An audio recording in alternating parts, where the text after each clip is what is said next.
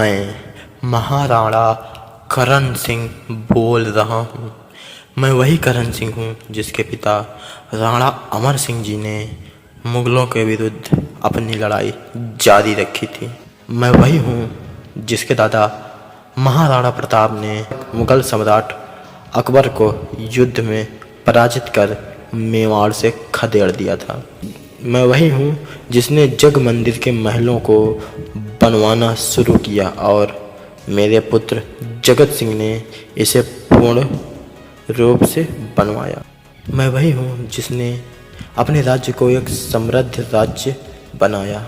आज मैं आपको बताऊंगा कि मैंने कैसे अपने पिता के बाद मेवाड़ का शासक बना और मैं अपने जन्म से लेकर अपनी मृत्यु तक की सारी बात बताऊंगा।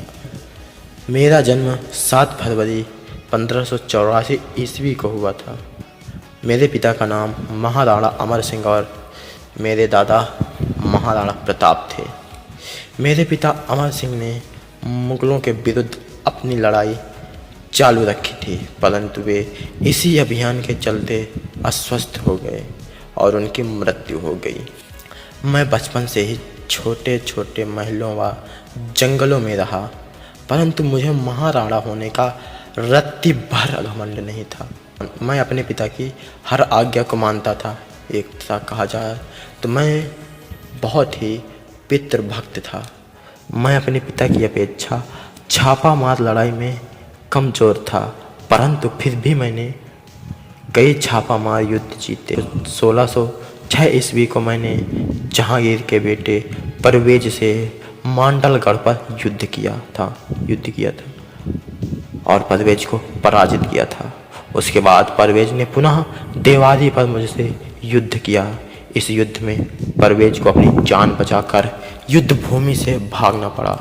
1611 ईस्वी को मैं और मेवाड़ की सैनिक मिलकर अहमदाबाद से आगरा जा रहे खजाने को लूटने का विचार बनाया, लेकिन हमारे वहां पहुंचने से पहले वह खजाना अजमेर पहुंच गया था। फिर वहीं मुग़ल अधीनस्थ राठौर राजपूतों की सेना से लड़ाई हुई। इस लड़ाई में मुझे पराजय का सामना करना पड़ा, क्योंकि हम लोग वहाँ सिर्फ एक धन लूटने की वजह से गए थे, ना कि युद्ध की वजह से।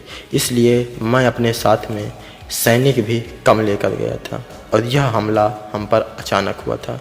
इस कारण हमें पराजय का सामना करना पड़ा। उसके बाद मैं वापस अपने राज्य लौट आया। वहाँ से आने के बाद मेरी सेना में काफ़ी कमजोरी आ गई थी। उसके बाद रणकपुर के दर्रे में अब्दुल्ला खां की फौज से मेरा सामना हुआ। इस युद्ध में भी मुझे पराजय का सामना करना पड़ा। इस पराजय से मुझे काफ़ी गहरी ठेस पहुंची। कुछ दिन बाद रणकपुर में पुनः मेरे और अब्दुल्ला खान के बीच युद्ध हुआ। इस युद्ध में मैंने अब्दुल्ला खान को पराजित किया और रणकपुर में अपना विजय ध्वज फहरा दिया। इसके बाद मैंने अधीनस्थ प्रदेश मालवा पर आक्रमण कर दिया और वहां से सिरोज और घंघेरा नगरों को लूटकर उन्हें ध्वस्त कर दिया। इस विजय के बाद किसी भी मुग़ल में इतना साहस नहीं था कि वह मेरा सामना कर सके।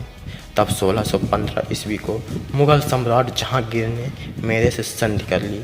जब मैं जहांगीर के दरबार में पहुंचा, तब वहाँ मेरा भव्य स्वागत किया गया। जहांगीर ने मुझे बहुत महंगे महंगे तोहफे दिए। मैं मुग़लों के यहाँ लगभग 4 माह तक रहा। जब मैं वापस उदयपुर लौट रहा था, तब जहांगीर ने मुझे विदाई में 2 लाख रुपए, 110 घोड़े और 5 हाथी भेंट स्वरूप दिए थे और मुझे मानस बदारी भी प्रदान की थी, जो कि उस समय के बड़े बड़े महाराजाओं को बेहतर कार्य करने पर ही दी जाती थी, लेकिन मुझे बिना कुछ किए ही ये मानस बदारी मिल गई थी। यह सब पाने के बाद जब मैं उदयपुर लौटा, तब मैंने उदयपुर के महल के दरवाज़ों की मरम्मत करवाना प्रारंभ कर दिया था और उन्हें इतना मजबूत बनवा दिया कि भविष्य में कोई उन्हें तोड़ ना सके। 1617 ईस्वी को जब खुर्रम शाह दक्षिण की लड़ाई में जा रहा था, तब मुग़ल संधि के मुताबिक मुझे भी अपने 1500 सैनिकों के साथ दक्षिण अभियान में जाना पड़ा। मैंने वहां अपनी पूरी वीरता के साथ युद्ध किया और विजय श्री हासिल की और फिर मैं मेवाड़ को वापस लौट आया और अपने राजकाज में व्यस्त रहने लगा। उधर जहांगीर की मृत्यु हो गई। जहांगीर के मरने के बाद जब खुर्रम खान आगरा राजा बनने के लिए जा रहा था, तब मैंने उसकी सुरक्षा का प्रबंध किया और उन्हें विदा किया।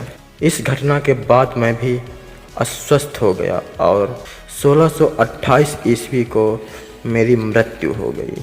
मैंने जग मंदिर को बनवाने का कार्य प्रारंभ किया था, जिसको मेरे पुत्र जगत सिंह प्रथम ने बनवाकर समाप्त किया। जगत सिंह की वजह से यह मंदिर जग मंदिर के नाम से जाना जाता है। तो मेरे प्रिय दर्शकों, यह थी मेरे जीवन की कहानी।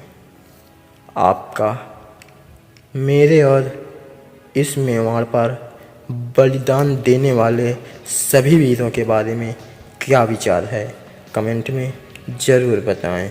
जय हिंद।